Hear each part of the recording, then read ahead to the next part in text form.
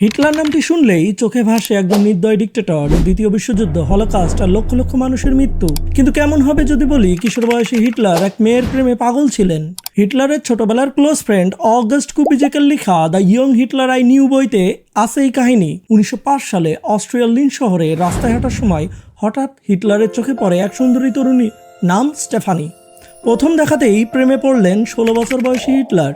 শুরু হলো তীব্র অবসেশন। টানা 4 বছর হিটলার শুধু দূর থেকে তাকে দেখতেন, ঘন্টার পর ঘন্টা অপেক্ষা করতেন শুধু এক ঝলক স্টেফানিকে দেখার জন্য।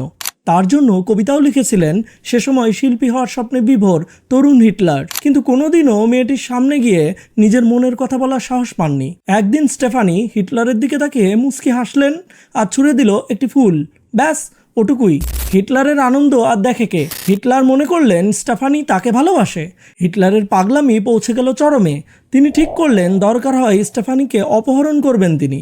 কিন্তু শেষ পর্যন্ত সাহস হয়নি তার।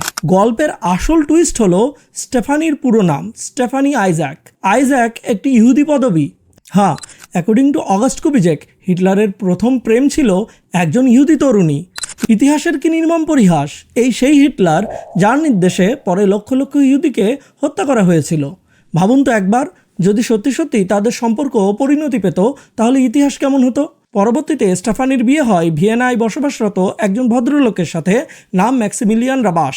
বহু বছর পর স্টেফানিকে যখন এসব বলা হয় তিনি শুনে অবাক হয়েছিলেন এবং বলেছিলেন হিটলার যে তাকে এত পছন্দ করত এ বিষয়ে তার কোনো ধারণাই ছিল না। ভিডিওটি ভালো লাগলে অবশ্যই লাইক দিন, শেয়ার করুন আর চ্যানেলটি সাবস্ক্রাইব করতে ভুলবেন না।